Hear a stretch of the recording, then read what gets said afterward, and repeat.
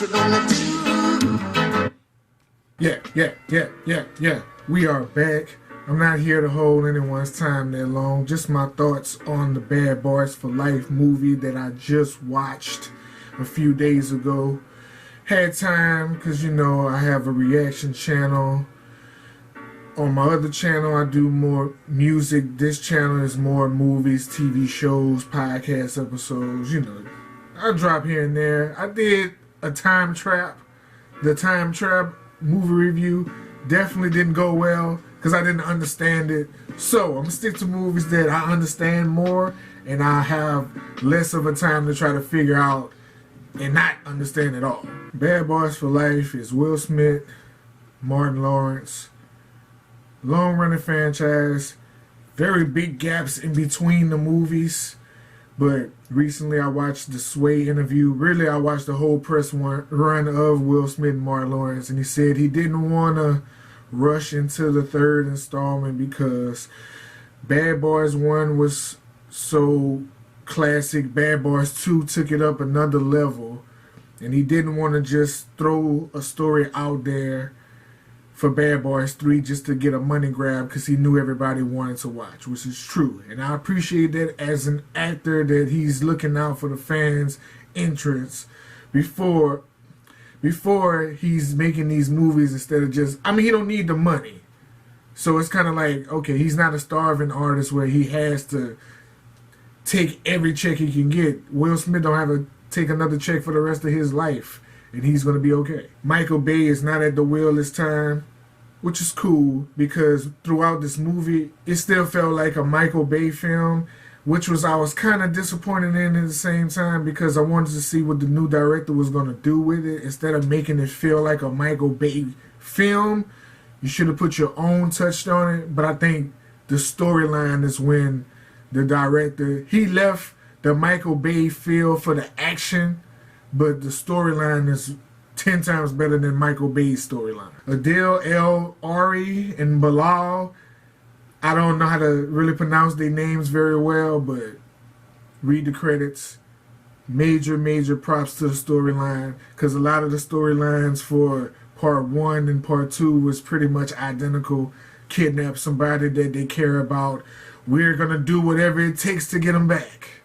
Now granted, it's still kind of the same concept because the killer is a hitman who's killing people around the world, specific people, and some of the people are close to them, but it's just, the story flows better to me than the other films. Now to me, the Bad Boys franchise had it pretty easy with competition-wise because the only other 90s buddy cop movies was Rush Hour, and then that's, to me, a totally whole different lane from Bad Boys.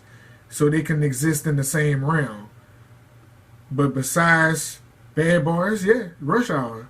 Let me know in the comments if I'm missing any more buddy cop movies that mattered in the 90s. But for sure, Bad Boys and Rush Hour were the two huge buddy franchises.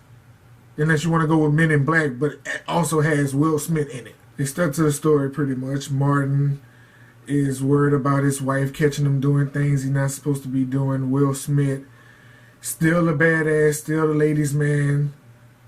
They hit everything you wanted in a Bad Boys movie.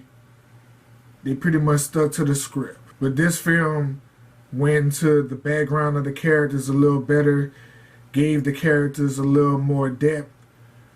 That's what I like most about this film. That's why I say, like, action scene wise, Michael Bay feeling, even though it wasn't Michael Bay, but the storyline, you can tell it was another director taking care of the storyline. And I keep using the word better storyline.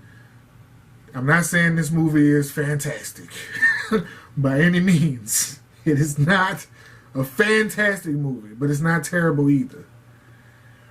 Another knock on the film, that CGI shit that y'all got going on, where y'all putting the face on other people's faces, it is very noticeable. You notice it a lot. It's not, like, it sticks out a lot. I heard the interview with Sway where Will Smith was explaining the process and how much it cost. Y'all could have saved that money and just used regular stuntmen because that CGI was terrible. It was bad. And some of the green screen shots too, where Martin was shooting a gun, was kind of odd looking. I miss the 90s and the 80s where, or even the early 2000s where the CGI was there and they used it only when necessary.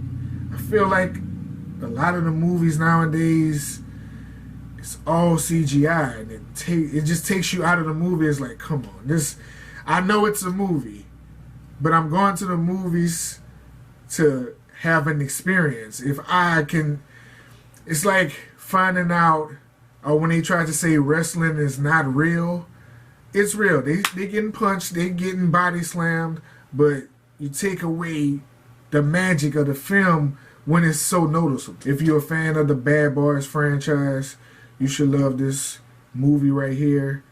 It shouldn't disappoint you at all because it wasn't bad. If you're not a fan of the Bad Boys franchise, this movie will not make you a fan of the Bad Boys franchise. It's not trying to pull any new fans in. And they're talking about making a part 4.